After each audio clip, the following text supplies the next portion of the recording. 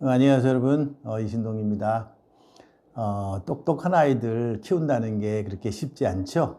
결코 쉬운 일은 아니라고 생각합니다. 그런데 이 똑똑한 아이들을 키운다는 게 그냥 이렇게 물리적으로 신체만 이렇게 크는 거를 키운다고 말할 수 없죠. 우리가 아이를 키운다는 말은 정신적으로, 심리적으로 키운다는 걸 의미하는 것이죠. 이렇게 그냥 키가 커지고 체중이 더 나가고 뭐 이렇게 체형이 커지고 이 정도를 갖고 얘기하는 건 아닙니다. 많은 분들이 관심을 가져주시고 저한테 전화도 주시고 또 연구소를 방문도 해주시고 아주 그래서 너무 제가 힘이 나고요. 그리고 이 유튜브를 많이들 보시고 아주 이렇게 질문도 해주셔서 감사드립니다. 제가 전화로 뭐 무료 상담도 많이 해줍니다. 그러니까 관심 있는 분들은 전화해 주시면 제가 전화로 하는 거는 제가 시간이 허락하는 한에서는 얼마든지 상담을 해드리도록 그렇게 하겠습니다. 오늘은 제가 할 얘기가 뭐냐면요. 영재 엄마들의 희망사항이라는 거를 얘기를 해보려고 합니다. 희망사항이 과연 뭘까 하는 겁니다.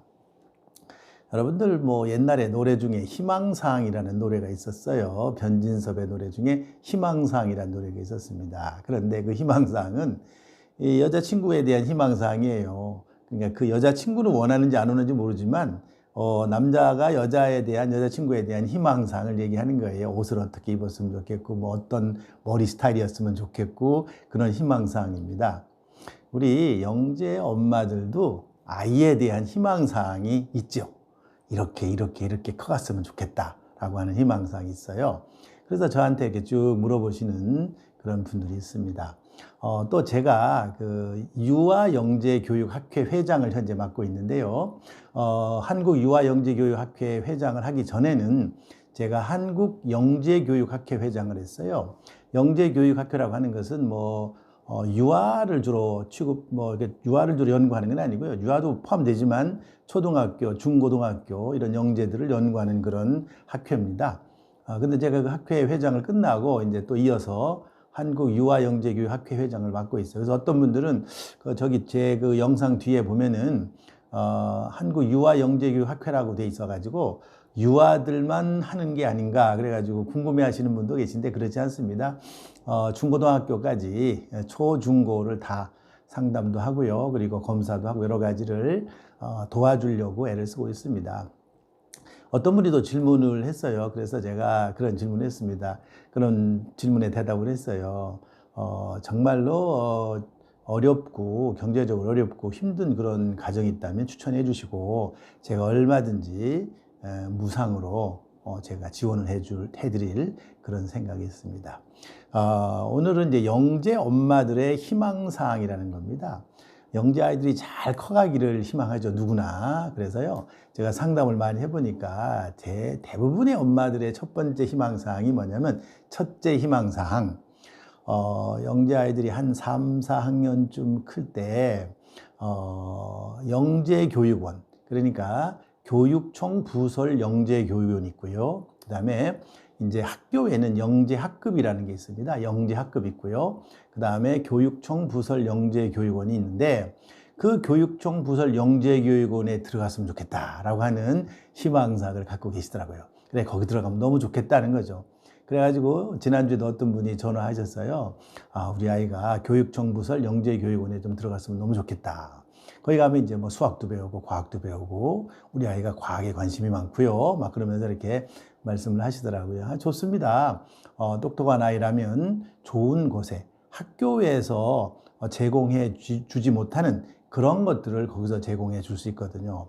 그래서 보통 교육청 부설 영재교육원 이제 선발은 대체로 12월 달에 이루어집니다. 그런데 작년 12월 달에 해야 되는데 보통 12월 둘째 주 정도에 하거든요. 12월 달에 해야 되는데 사실 올해 코로나 때문에 못했어요. 그래가지고 아마 1월 달로 연기가 돼서 하지 않을까. 지금 현재 연기가 된 그런 상태입니다. 그래서 그런데 시험을 봐가지고 좋은 성적을 거두면 거기서 이제 영재교육원에 입학을 할 수가 있게 되는 거죠.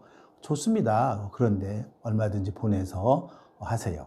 그렇지만 엄마의 희망사항만 가지고 되는 게 아니고 아이가 싫다면 굳이 그렇게 억지로 할 필요는 없다고 저는 생각을 해요. 그래서 아이를 잘 설득해서 아이가 할 수 있는 그런 동기부여가 돼야 돼요.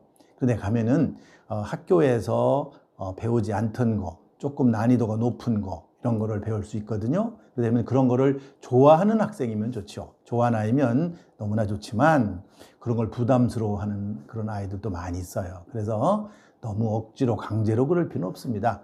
부모가 우리 아이가 영재교육원에 다닌다. 어느 교육청 부설, 교육지원청 부설 영재교육원에 다닌다. 이렇게 자랑거리로 생각하고 보내는 건 안 되고요. 그 아이가 정말 그런 데 가서 많은 도움이 될 거다. 그리고 학교에서 배우지 못한 것을 거기 가서 많이 배울 수 있다. 이런 차원에서 도와주시고 지원을 해 주실 필요가 있습니다.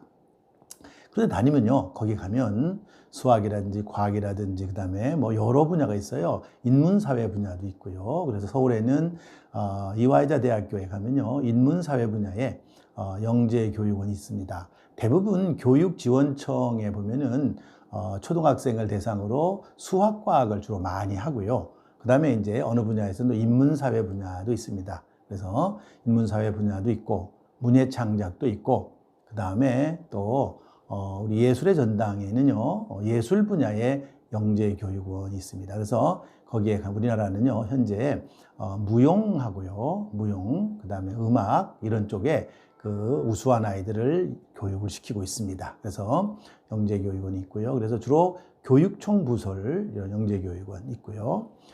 또 초등학교 과정은 이제 대학부설 영재교육원이 있는데 대학부설 영재교육원은 이제 과학 영재교육원 그래서 서울에는 초등학교는 서울교육대학에서 운영하는 그런 영재교육원이 있습니다. 뭐 영재학급도 있지만 영재학급은 점점 줄어들고 있고 그다음에 영재학급보다는 이제 교육청 부설 과학 영재교육원이 있고 그다음에 대학에는 이제 서울 같은 경우는 이제 서울교대에 있고요. 그 다음에 충청남도에는 이제 공주교대, 청주교대, 충청북도는 청주교대 이런 식으로 교대에서는 주로 초등 과학영재 교육을 주로 맡아서 그렇게 하고 있습니다. 또 대학부설 영재교육도 있는데 대학부설 영재교육은 이제 중등입니다. 중등. 그래서 보통 중학생 이상. 서울에는요, 서울대학교 안에 과학영재교육원이 있고요. 중등 학생을 위한. 그 다음에 연세대학교에 있고요. 또 그 외에도 서울의 뭐 고려대학교나 여러 그런 학교들에는 이제 국가에서 지원해 주는 게 아니고 지역에 있는 그런 교육청하고 연계돼서 운영되는 그런 영재교육원들이 있습니다. 이런 영재교육원에 다니면 가서 학교에서 배우지 못하는 정말 호기심이 많고 관심이 많고 그런 곳인데 배울 수 있는 기회가 없었잖아요. 그런 데 가서 배울 수가 있습니다. 이거 뭐 좋은 일이라고 저는 생각을 합니다. 그 다음에 이제 이렇게 영재교육원을 주로 다녔던 아이들이 또 다른 그 다음 단계의 희망사항이 있어요. 그 다음 단계의 희망사항이 뭐냐면 바로 영재고등학교, 영재고에 가고 싶어 해요. 과학영재고. 보통 우리가 부를 때는 그냥 과학영재학교라고 부릅니다. 과학영재학교. 제일 먼저 과학영재학교가 생긴 거는 부산에 생겼죠. 부산에 한국과학영재학교가 생겼어요. 그런데 그 후에 이제 서울이라든지 여러 곳에서 우리 과학고등학교를 영재고로 바꿔달라고 신청을 많이 했어요. 그래서 서울과학고등학교가 이제 과학영재학교로 바뀌었고요. 그 다음에 대구도 있고 경기도도 있고요. 광주도 있고 대전도 있고 이렇게 골고루 있어요. 그래가지고 총 과학영재학교가 이제 6군데가 있습니다. 6군데가 있고요. 그 다음에 또 과학예술영재학교다. 그래가지고 예술과 융합하는 그런 영재학교가 세종시에 있고요. 인천에 있고 그렇습니다. 그래서 총 8개의 과학영재학교, 과학고등학교죠. 고등학교 수준의 영재학교가 지금 운영이 되고 있습니다. 여기는 들어갈 때는 이제 지원은 어떻게 하냐면 시험을 쳐서 이제 가는데요. 그 가는 방법은 사실 중학교 1학년부터 시험 칠 자격을 줍니다. 자격은 주지만 중학교 1학년 학생들은 지원자가 많이 없고요. 아주 특별한 경우만 있고 이제 중학교 2학년부터 지원을 많이 합니다. 그래서 중학교 2학년도 지원할 수 있고 이제 중학교 3학년도 지원해서 시험을 칩니다. 그 시험은 이제 여러 가지 단계를 거쳐서 시험을 보게 되는 그런 과정이 있습니다. 여기는 이제 문제 해결 중심으로 주로 하고요. 여기 가면은 고등학교에 입학을 하면은 주로 이제 3학년까지 학교를 다니게 되고요. 그리고 과학고등학교는 달리 학생 모집이 전국 단위로 학생을 모집하게 되고, 그리고 굉장히 아주 다양한 좋은 커리큘럼을 가지고 운영을 하고 있습니다. 그래서 갈 수만 있으면 가보면 좋죠. 특히 우리나라에서 가장 우수한 과학 분야, 수학 분야에 가장 우수한 학생들이 가는 학교다, 이렇게 생각하시면 됩니다.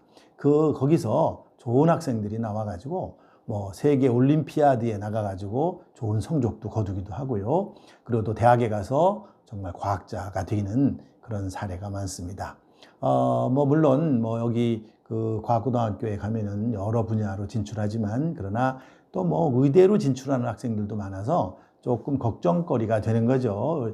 원래 그 영재고는 이제 순수 자연과학을 하는 사람을 키우려고 했는데, 그게 아니고 이제 거기 왔다가 이제 진로를 바꿔서 의과대학으로 진학하려고 하는 학생들도 꽤 있다고 합니다.